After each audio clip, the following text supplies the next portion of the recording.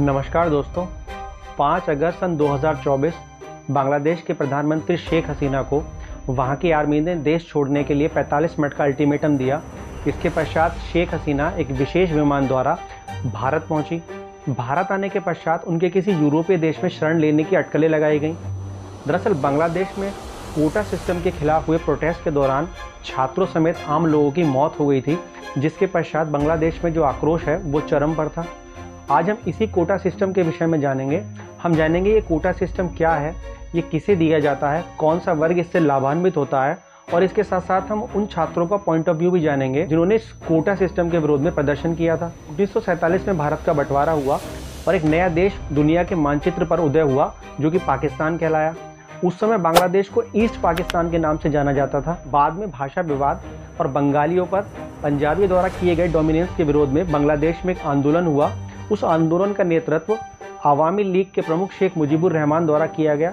शेख मुजीबुर रहमान बांग्लादेश के प्रधानमंत्री शेख हसीना के पिता थे। आखिरकार 16 दिसंबर सन 1971 को पाकिस्तानी आर्मी के लेफ्टिनेंट जनरल AK नियाजी ने भारतीय सेना के समक्ष आत्मसमर्पण कर दिया और इसके पश्चात बांग्लादेश का उदय हुआ। शेख मुजीबुर रहमान 1972 में बांग्लादेश के दूसरे प्रधानमंत्री बने। शेख मुजीबुर रहमान द्वारा ही बांग्लादेश में कोटा सिस्टम की शुरुआत की गई। अगर मुजीब द्वारा लागू कोटा सिस्टम की बात की जाए तो मुजीब द्वारा टोटल गवर्नमेंट जॉब्स का 80% हिस्सा रिजर्व कर दिया गया। इसमें 30% हिस्सा बांग्लादेश की स्वतंत्रता में योगदान देने वाले फ्रीडम फाइटर्स के लिए आरक्षित किया गया। 40% हिस्सा बांग्लादेश के पिछड़े क्षेत्रों के लोगों आरक्षित किया गया और 10% हिस्सा उन महिलाओं के लिए आरक्षित किया गया जो कि वार क्राइम से पीड़ित थी। दरअसल बांग्लादेश के स्वतंत्रता संग्राम के समय बांग्लादेशी महिलाओं के साथ पाकिस्तानी आर्मी द्वारा काफ़ी अत्याचार किया गया था। बाद में 1976 में इस कोटा सिस्टम में बदलाव किया गया और पिछड़े क्षेत्रों को जो 40% कोटा दिया गया था उसमें 20% की कटौती की गई। अब टोटल गवर्नमेंट जॉब्स का 60% हिस्सा आरक्षित कर दिया गया और 40% हिस्से को मेरिट बेस्ड भर्ती के लिए खोल दिया गया। इसके पश्चात 1985 में सिस्टम में फिर बदलाव हुआ क्योंकि 10% हिस्सा जो वार क्राइम से पीड़ित महिलाओं को दिया गया था वो लगभग अनक्लेम्ड रहा। अब इस 10% महिला कोटे को सभी महिलाओं तक बढ़ा दिया गया। पिछड़े क्षेत्रों के लोगों को जो 20% कोटा दिया जा रहा था उसमें कटौती की गई और उसे 10% कर दिया गया। एक नया 5% कोटा इंडिजिनस लोगों के लिए दिया गया। इस प्रकार टोटल सीट्स का 55% रिजर्व हो गया और 45% हिस्से को मेरिट बेस्ड भर्ती के लिए खोल दिया गया। 1997 में फ्रीडम फाइटर्स के 30% कोटे को इनके बच्चों के लिए भी रिजर्व किया गया।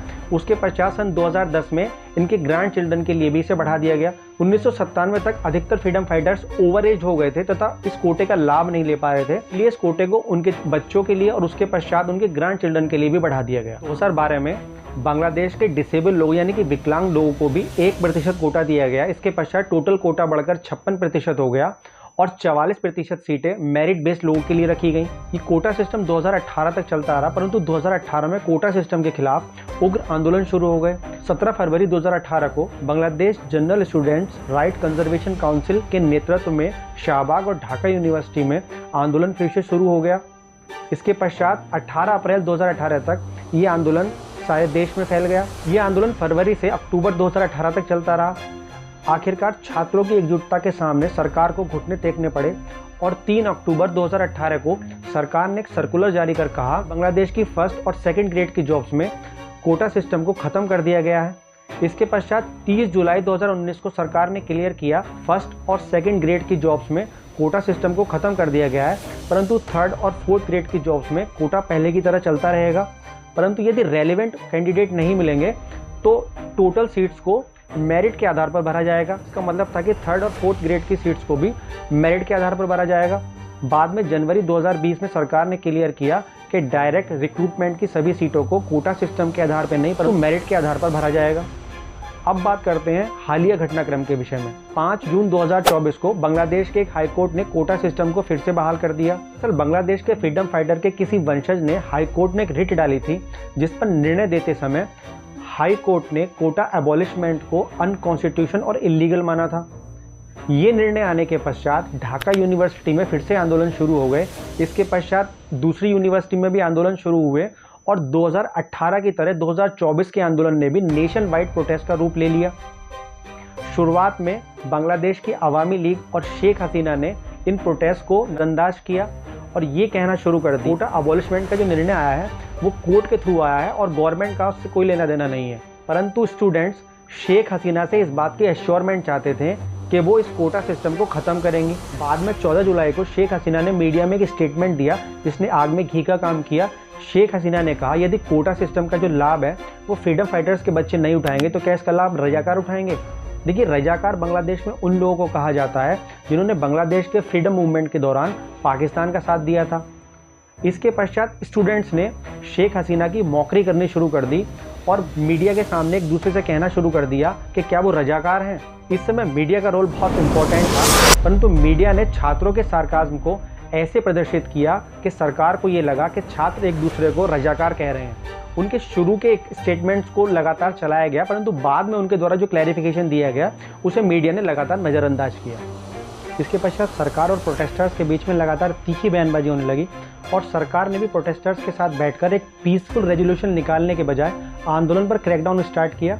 इसी क्रम में 16 जुलाई को बांग्लादेशी पुलिस और बांग्लादेशी बॉर्डर गार्ड के साथ हुई झड़प में 6 प्रोटेस्टर्स मारे गए। इसके पश्चात बांग्लादेश के अलग अलग हिस्सों से पुलिस और प्रोटेस्टर्स के बीच झड़पों की खबरें आने लगी। प्रोटेस्ट के हिंसक होने के बाद और प्रोटेस्टर्स द्वारा बांग्लादेश बंद की धमकी देने के बाद 19 जुलाई को सरकार ने निर्णय किया कि वो प्रोटेस्टर्स के साथ बैठकर नेगोशिएट करेगी। 19 जुलाई को बांग्लादेश के एक छात्र नेता नाहिद इस्लाम ने सरकार पर यह आरोप लगाया कि जब वो अपने दोस्त के घर पर गए हुए थे तो उन्हें बांग्लादेशी पुलिस ने उठा लिया, उन्हें लगातार टॉर्चर किया गया और 21 जुलाई को उन्हें छोड़ा गया। 21 जुलाई को ही सुप्रीम कोर्ट का एक वर्डिक्ट आया और सुप्रीम कोर्ट ने कोटा को 56% से घटाकर 6% कर दिया। आंदोलन थमने वाला था, तभी 26 जुलाई को सरकार ने कुछ स्टूडेंट्स लीडर्स को गिरफ्तार कर लिया। इसके पश्चात कुछ और स्टूडेंट्स लीडर्स को भी गिरफ्तार किया गया। मीडिया ने जब सरकार से इस बारे में पूछा तो सरकार ने ये कहा कि जिन स्टूडेंट्स लीडर्स को गिरफ्तार किया गया उनका जमात इस्लामी से टच होने का शक है और वो जमात इस्लामी के कहने पर ही आंदोलन कर रहे हैं। इसके पश्चात 29 जुलाई को ये आंदोलन दोबारा से शुरू हो गया। आंदोलन दोबारा से शुरू होने के पश्चात सरकार का क्रैकडाउन भी स्टार्ट हो गया और सरकार ने लगभग 3000 प्रोटेस्टर्स को गिरफ्तार कर लिया। इसके पश्चात 30 जुलाई को बांग्लादेशी प्रधानमंत्री शेख हसीना प्रोटेस्टर्स पर नरम हुई। उन्होंने आंदोलन में मारे गए लोगों के लिए प्रार्थना सभा आयोजित करने की बात कही। अब सरकार और आंदोलनकारियों में विश्वास खत्म हो गया था और आंदोलनकारियों ने अपने आंदोलन को रचनात्मक रूप दे दिया। उन्होंने अलग अलग दिन के आंदोलन के लिए अलग अलग नाम सजेस्ट किए। इसी तरह 31 जुलाई को हुए आंदोलन को मार्च फॉर द जस्टिस का नाम दिया गया और 1 अगस्त को आंदोलन को रिमेंबरिंग द हीरोज का नाम दिया गया।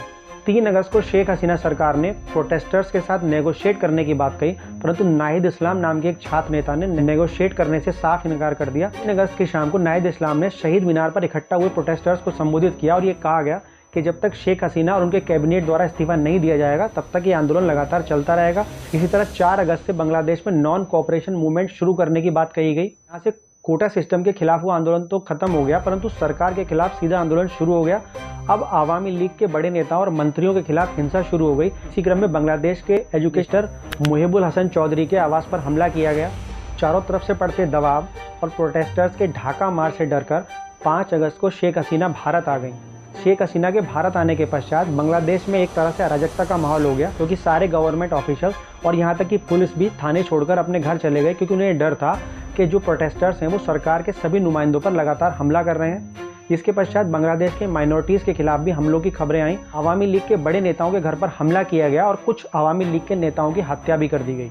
हालिया घटनाक्रम में शेख हसीना ने अपने खिलाफ हुए प्रोटेस्ट के पीछे यूएसए का हाथ बताया, परंतु यूएसए ने एक बयान जारी करके इन बातों का खंडन किया। इसी क्रम में प्रोटेस्टर्स ने नोबेल पुरस्कार विजेता मोहम्मद यूनिस के नेतृत्व में एक इंटरिम गवर्नमेंट फॉर्म की। इस इंटरिम गवर्नमेंट ने माइनॉरिटीज़ को ये भरोसा दिलाया कि वो उनके जान माल की सुरक्षा करेगी। इसी बीच हिंदुओं ने ढाका में एक बड़ा प्रोटेस्ट किया और सरकार से ये मांग की कि वो उनके जान माल परिवार की सुरक्षा करें। तो मित्रों, ये था आज का वीडियो। अगले वीडियो में मिलेंगे। यदि आपको वीडियो पसंद आया हो तो वीडियो को लाइक करें और चैनल को सब्सक्राइब करें। किसी विषय पर वीडियो बनवाना चाहते हैं और जानकारी चाहते हैं, कृपया कमेंट सेक्शन में जाकर कमेंट करें। मैं उस विषय पर वीडियो बनाने की पूरी